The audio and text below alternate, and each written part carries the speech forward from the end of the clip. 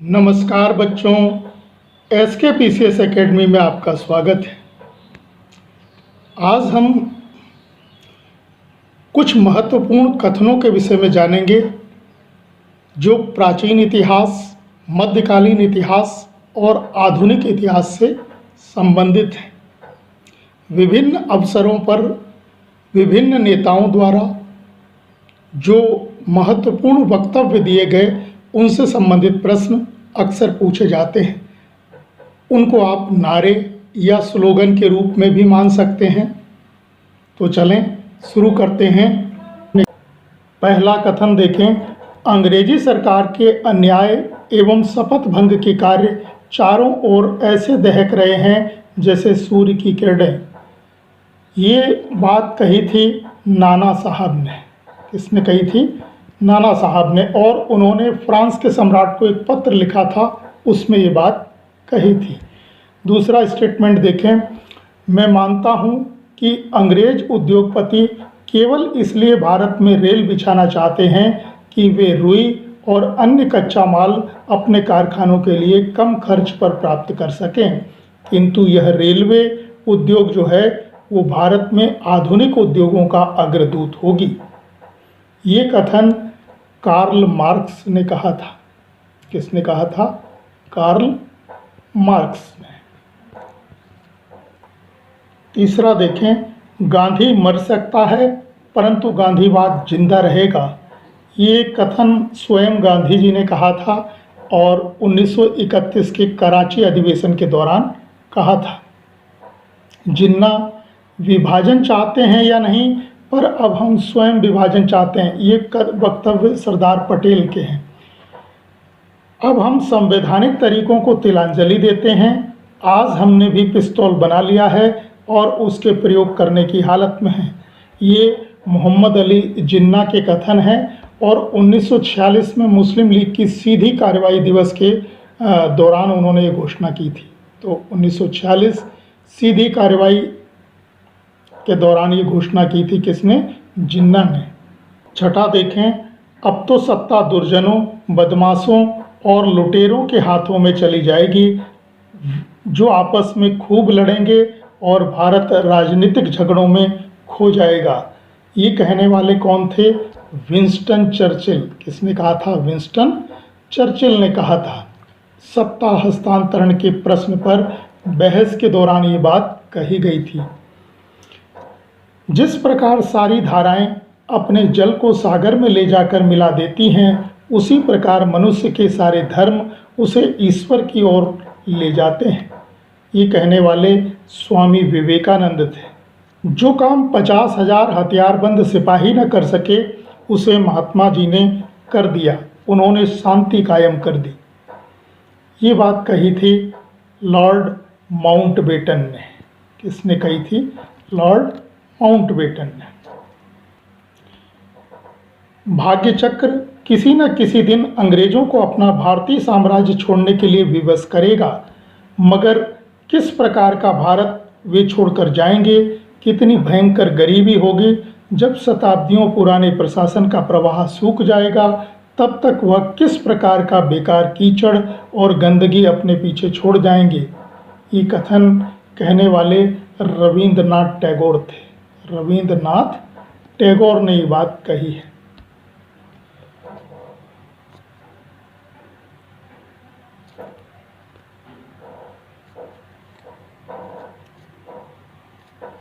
हम अल्पसंख्यकों की रक्षा के लिए प्रतिबद्ध हैं, किंतु अल्पसंख्यकों की इच्छाओं को बहुसंख्यकों पर थोपा नहीं जा सकता। ये कथन लॉर्ड एटली का है। किसने कहा था? लॉर्ड एटली के कथन है। याद रखना, पृथक निर्वाचन क्षेत्र बनाकर हम ऐसे विषम बीज बो रहे हैं जिसकी फसल बहुत कड़वी होगी। ये कहने वाले थे लॉर्ड मार्ले। किसने कहा था? लॉर्ड मार्ले ने। और किसको कहा था? मिंटो को लिखे अपने पत्र में कहा था। तो मार्ले ने मिंटो के लिए जो है पत्र लिखा था, उसमें ये बात कही गई थी। दिल्ली चलो, ये नारा आपको मालूम है सुभाष चंद्र बोस ने दिया था। तुम मुझे खून दो मैं तुम्हें आज़ादी दूंगा, ये भी सुभाष चंद्र बोस ने दिया था। मैं समाजवादी हूँ, ये कथन है जवाहरलाल नेहरू का। वेदों की ओर लौटो, ये नारा दिया था दयानंद सरस्वती ने। वंदे मातरम आपको मालूम है बंकिम चंद्र चटर्जी। आराम हराम है, ये भी कथन जवाहरलाल नेहरू का है। समूचा भारत एक विशाल बंदीगृह है, ये कथन सी.आर. दास का है। किसने कही थी ये बात? सी.आर. दास, चित्तरंजन दास ने कही थी। सरफरोशी की तमन्ना अब हमारे दिल में है, ये वक्तव्य था, बताएं, राम प्रसाद बिस्मिल की पंक्तियां हैं ये। क्रांति की तलवार में धार वैचारिक पत्थर पर रगड़ने से ही होती है, ये कथन किसका है? तो ये स्टेटमेंट दिया था भगत सिंह ने। और कहाँ दिया था? एक अदालत में बयान के दौरान ये बात कही थी। यह बम संकेंद्रित नैतिक डायनामाइट है, ये कहने वाले थे लाला हरदयाल। इसके कथन है ये लाला हरदयाल के हैं, उन्होंने 1913 में बात कही थी। हमें अपने प्रयासों में कोई सफलता नहीं मिलेगी अगर हम साल में एक बार मेंढक की तरह टर्राते हैं तो, ये बात कही थी बाल गंगाधर तिलक ने। बीजी तिलक के कथन है कि यदि हम साल में एक बार मेंढक की तरह टर्राते हैं तो हमें कोई सफलता नहीं मिलेगी। कांग्रेस धीरे धीरे लड़खड़ा कर गिर रही है और भारत में रहते हुए मेरी यह बहुत बड़ी आकांक्षा है कि मैं इसकी शांतिपूर्ण मृत्यु में सहायक बनूं। ये कहने वाले कौन थे? ये कहा था लॉर्ड कर्जन ने। किसने कहा था? Lord Curzon.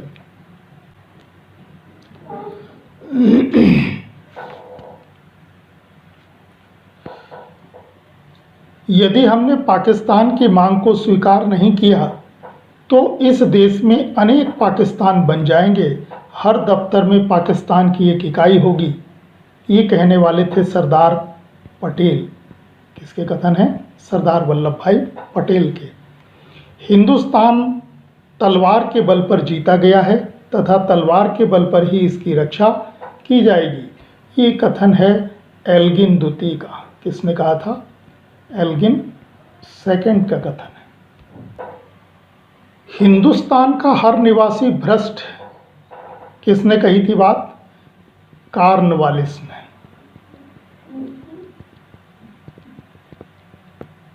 किसका स्टेटमेंट है? कार्नवालिस का है।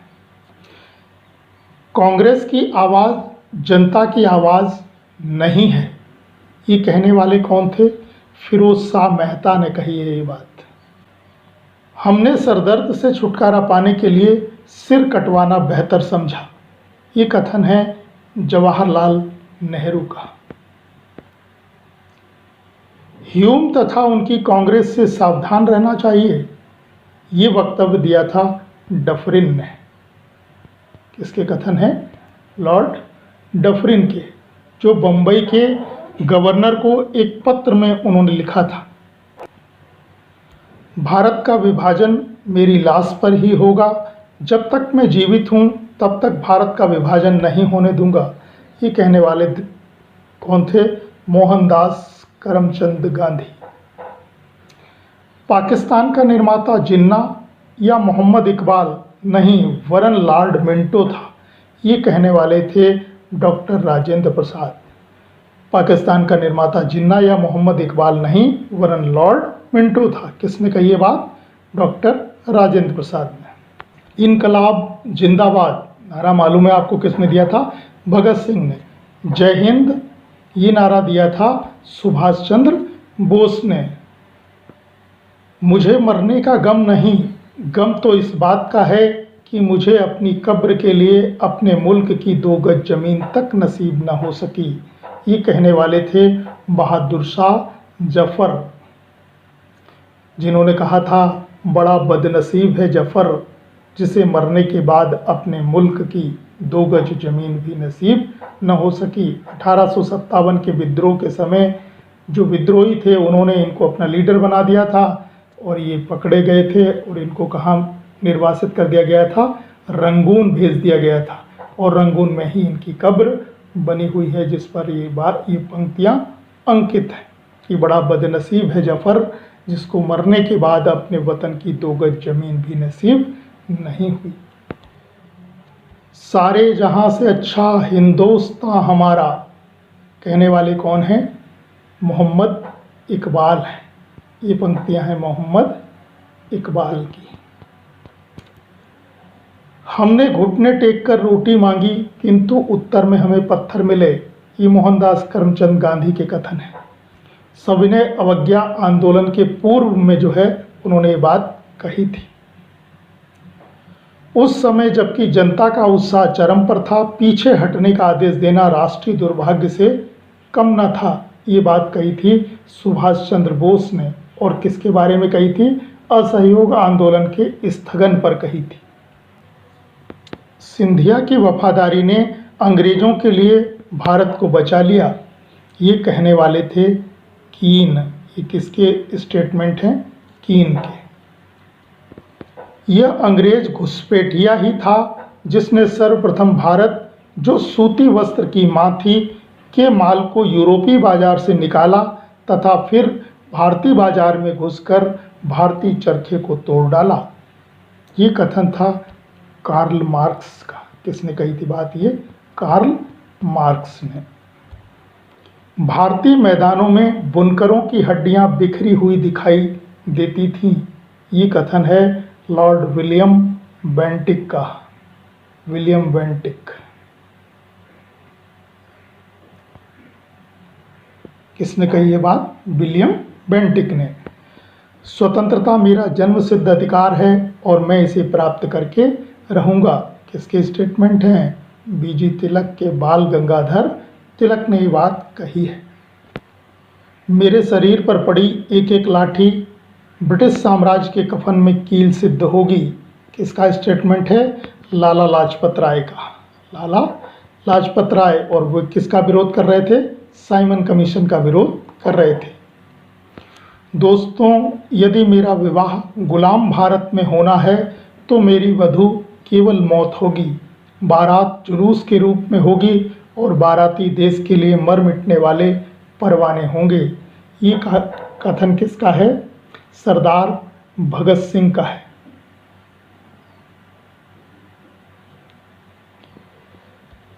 क्या आप लोग एक ही देश में नहीं बसते?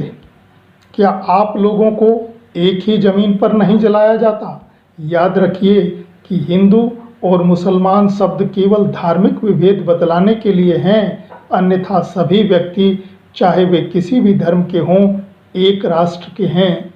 ये कथन कहा था सर सैयद अहमद खान ने। सर सैयद अहमद खान, ठीक है, सर सैयद अहमद खान का कथन है। हमें यह नहीं भूलना चाहिए कि हम देश की उन्नति के उस चरण में हैं जहां हमारी उपलब्धियां थोड़ी ही होंगी और हमारी निराशाएं अधिक व कठोर। ये गांधी जी के गुरु ने कही थी बात गोपाल कृष्ण गोखले ने। जी के गोखले, गोपाल कृष्ण गोखले का स्टेटमेंट है। कोई कितना ही करे, परंतु जो स्वदेशी राज्य होता है वह सर्वोपरि उत्तम होता है। ये कहने वाले थे स्वामी दयानंद सरस्वती। मुसलमान जाति जड़ से ही हमारी दुश्मन है, अतः हमारी सच्ची नीति हिंदुओं को अपनी ओर मिलाए रखने की होनी चाहिए। ये स्टेटमेंट है लॉर्ड एलनबरो का। किसने कही थी बात? लॉर्ड एलनबरो या एलनबरो ने कही थी। मैं अंग्रेजों को समुद्र तक खदेड़ सकता हूँ, पर समुद्र को सुखा नहीं सकता। ये वक्तव्य दिया था सिराजुद्दौला ने। बंगाल का नवाब कौन था? सिराजुद्दौला। उसका कथन है शेर की तरह एक दिन जीना बेहतर है, लेकिन भेड़ की तरह लंबी जिंदगी जीना अच्छा नहीं है। ये आपको मालूम है टीपू सुल्तान के कथन है। हमारी प्रणाली उस स्पंज की तरह कार्य करती है जो गंगा के किनारे पानी सोखकर टेम्स के किनारे वर्षा करती है। ये कथन किसका है? ये कथन कहा था, बताएं किसका कथन है? जॉन सुलिवान का। जॉन सुलिवान, जॉन सुलिवान, ठीक है। इन्होंने कहा था कि गंगा के किनारे से सोखकर कहाँ पर? लंदन की टेम्स नदी के किनारे वर्षा करती है। जितना हो सके हड़प लें, मीर जाफर को सोने की एक बोरी के रूप में इस्तेमाल करें, जब इच्छा हो उसमें अपने हाथ डालें। ये कथन कर्नल मेलेसन का है। किसने कही थी? कर्नल मेलेसन ने। याद रखो कि भारत का वाणिज्य विश्व का वाणिज्य है और जो उस पर पूरा अधिकार कर सकेगा वही यूरोप का अधिनायक होगा। ये कथन कहा था पीटर महान ने। कहने वाले कौन थे? पीटर महान। राजा पृथ्वी पर ईश्वर का प्रतिनिधि अर्थात नियामत एक खुदाई होता है, अतः उसके द्वारा किया गया प्रत्येक कार्य न्याय संगत होता है। ये कथन किसका है? ये कथन कहा था बलबन ने। ये बलबन का स्टेटमेंट है। यदि रजिया स्त्री न होती तो उसका नाम भारत के महान मुस्लिम शासकों में गिना जाता। कहने वाले कौन हैं? एल्फिंस्टन है। एल्फिंस्टन ने ये बात कही है कि यदि रजिया स्त्री न होती तो उसका नाम भारत के महान मुस्लिम शासकों में गिना जाता। मैंने मुट्ठी भर बाजरे के लिए दिल्ली के साम्राज्य को लगभग खो ही दिया था। ये कथन किसका है? ये शेरशाह ने कही थी बात। किसने कही थी? शेरशाह ने। मारवाड़ के किले के बारे में। फिरोज तुगलक सल्तनत युग का अकबर था। ये कहने वाले कौन हैं? हेनरी इलियट व एल्फिंस्टन। फिरोज तुगलक सल्तनत युग का अकबर था। हेनरी इलियट और एल्फिंस्टन ने ये बात कही है। मैं नहीं जानता कि शरअ में क्या है और क्या नहीं। मैं अपने राज्य के हित में जो कुछ ठीक समझता हूँ करता हूँ। क़यामत के दिन मेरा क्या होगा मैं नहीं जानता। ये बात कही थी अलाउद्दीन खिलजी ने। अलाउद्दीन खिलजी ने। मैं अकेला आया था और अकेला जा रहा हूँ। मैंने देश अथवा लोगों का भला नहीं किया तथा भविष्य की कोई आशा नहीं है। ये कहने वाले थे औरंगजेब। और औरंगजेब ने आजम को पत्र में लिखा था, मैं एक दिव्य दृष्टा नहीं हूँ, मैं एक व्यावहारिक आदर्शवादी होने का दावा करता हूँ। मोहनदास करमचंद गांधी ने ये बात कही थी। मैं एक दिव्य दृष्टा नहीं हूँ, मैं एक व्यावहारिक आदर्शवादी होने का दावा करता हूँ। भारत में अनंत अंधकारमय रात्रि आरंभ हो गई। ये कथन किसका है? तो ये कथन कहा था नवीन चंद्र सेन ने। नवीन चंद्र सेन ने ये बात कही थी। और किसके बारे में कही थी? प्लासी युद्ध के संबंध में कही थी। हम सब इस धरती के बेटे हैं, हमें साथ रहना है। मेरी बात मानिए, भारत तब तक आगे नहीं बढ़ सकता जब तक कि हिंदू और मुसलमान एक नहीं हो जाते। ये कहने वाले थे मोहम्मद अली जिन्ना। तो ये जिन्ना के कथन है। चोल कलाकार देवतियों की भांति कल्पना किया करते थे और उनकी उंगलियां जो हैं वो जौहरियों के समान कार्य करती थी। ये कहने वाले कौन थे? तो ये कहा है इतिहासकार फर्ग्यूसन ने। किसने कही ये बात? फर्ग्यूसन। चंद्रगुप्त मौर्य ने 6 लाख सेना के द्वारा संपूर्ण भारत को रौंद डाला और उस पर अधिकार कर लिया। किसका कथन है? प्लूटार्क ने कहा है। किसने कहा है? प्लूटार्क। चंद्रगुप्त मौर्य की सेना डाकुओं का गिरोह थी। ये कथन किसने कहा है? तो ये कहने वाले थे जस्टिन। किसने कहा है? जस्टिन ने।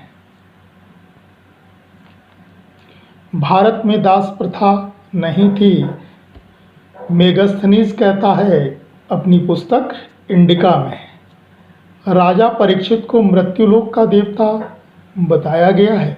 किसमें बताया गया है? तो अथर्ववेद में कहा गया है। किसमें? अथर्ववेद।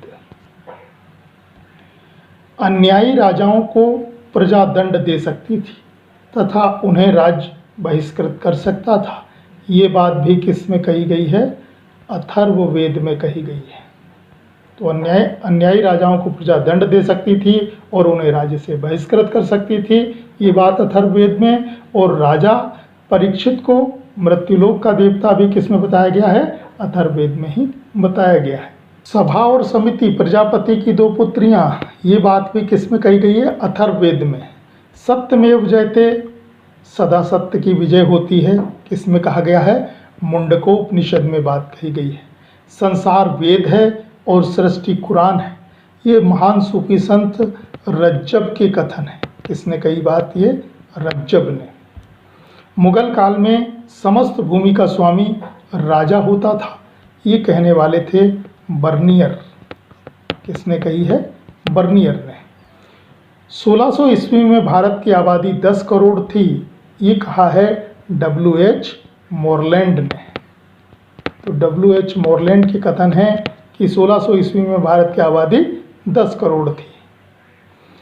अगर दुनिया में कहीं स्वर्ग है तो यही है, ये बात अमीर खुसरो ने कही है। मैं उन्हें हिंदू जाति द्वारा उत्पन्न किया हुआ अंतिम महान क्रियात्मक व्यक्ति और राष्ट्र निर्माता मानता हूँ। ये कहने वाले कौन थे? सर जदुनाथ सरकार थे। जदुनाथ सरकार ने कही है ये बात। और किसके विषय में कही है? तो कही है शिवाजी के संदर्भ में। तो शिवाजी के संदर्भ में सर जदुनाथ सरकार कहते हैं, मैं उन्हें हिंदू जाति द्वारा उत्पन्न किया हुआ अंतिम महान क्रियात्मक व्यक्ति और राष्ट्र निर्माता मानता हूँ। एक बार देवासुर संग्राम हुआ। बार बार पराजित होने के पश्चात सब इस निष्कर्ष पर पहुँचे कि राजा विहीन होने के कारण ही हमारी पराजय होती है। अतः उन्होंने सोम को अपना राजा बनाया और पुनः युद्ध किया। इस बार उनकी विजय हुई। ये बात किस में कही गई है? तो ये उल्लेख मिलता है ऐतरेय ब्राह्मण में। ऐतरेय ब्राह्मण में ये बात कही गई है। विराट पुरुष के मुख से ब्राह्मण, उसकी भुजाओं से क्षत्रिय, जंघाओं से वैश्य और पैरों से शूद्र की उत्पत्ति हुई है। ये बात किस में कही गई है? तो ऋग्वेद में कही गई है। और ऋग्वेद के किस सूक्त में? तो पुरुष सूक्त में मिलती है। और पुरुष सूक्त किस मंडल में है? तो 10वें मंडल में। मराठों का तेवर इस मराठा शासक की मृत्यु के बाद शिथिल पड़ गया, ये कहा था कर्नल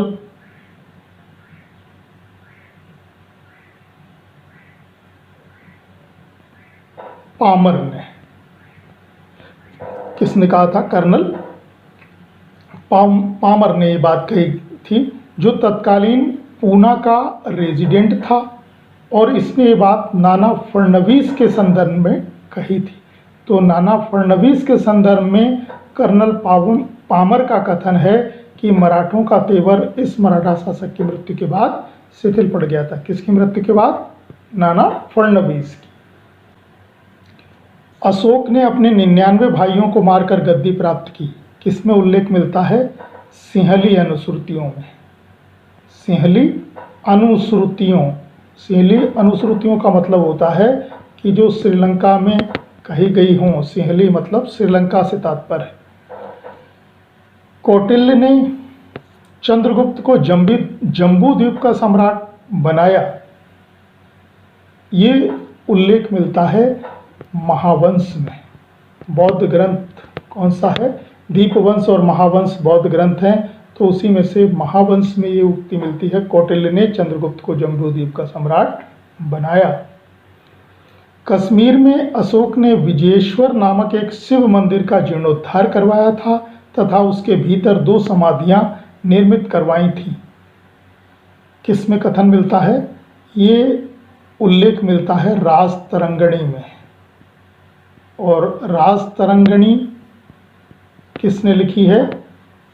कल्हण ने लिखी है। और इसमें कश्मीर का इतिहास बताया गया है। संपूर्ण प्रजा मेरी संतान है तथा मैं उसके सुख की कामना करता हूँ। किसमें कही गई है बात? तो इसका उत्तर होगा पृथक कलिंग शिलालेख। कलिंग शिलालेख। और ये किसका है? अशोक का है। हड़प्पा और मोहनजोदड़ो एक विस्तृत साम्राज्य की जुड़वां राजधानियां हैं। किसने बताया है? बताएं, कोशिश करें। स्टुअर्ट पिगट ने। किसके कथन है? स्टुअर्ट पिगट ने। स्टुअर्ट पिगट ने बात कही है। राजा को राज्यकार्य में मंत्रियों से परामर्श लेना चाहिए क्योंकि सिर्फ अकेला पहिया नहीं चल सकता। ये वक्तव्य है कौटिल्य का और उन्होंने अपने अर्थशास्त्र में ये बात कही है। सभी संस्कार व्यय धर्मा है, प्रमाद रहित होकर अपना अपना कल्याण करो। ये बात कुशीनारा में बुद्ध ने कही थी और उनके अंतिम उपदेश में ये बात कही गई थी। न आरंभ है न अंत, न स्थिरता है न अस्थिरता, न एकता है न अनेकता, केवल आरंभ मात्र है जो शून्य का पर्यायवाची है। जो शून्य होना चाहिए था, शून्य का पर्यायवाची है। ये बात कही है बाबा नागार्जुन ने। ये नागार्जुन का कथन है शून्यवाद का सिद्धांत पर। जब पृथ्वी पर राक्षसों का आतंक बढ़ गया तो महर्षि वशिष्ठ ने इनके विनाश के लिए आबू पर्वत पर एक यज्ञ किया और हवि से प्रतिहार, परमार, चौहान और चालुक्यों की उत्पत्ति हुई। ये बात चंद्रबरदाई ने कही है और चंद्रबरदाई ने ग्रंथ कौन सा लिखा है? पृथ्वीराज रासो लिखा है, जिसमें राजपूतों की उत्पत्ति के संबंध में बताया गया है। तो चंद्रबरदाई का ये स्टेटमेंट है जो पृथ्वीराज रासो में मिलता है। तो ये कुछ महत्वपूर्ण कथन, स्लोगन या नारे थे जो अक्सर पूछे जाते हैं, तो इनको आप रिपीट कर लें। आज के लिए इतना ही। धन्यवाद।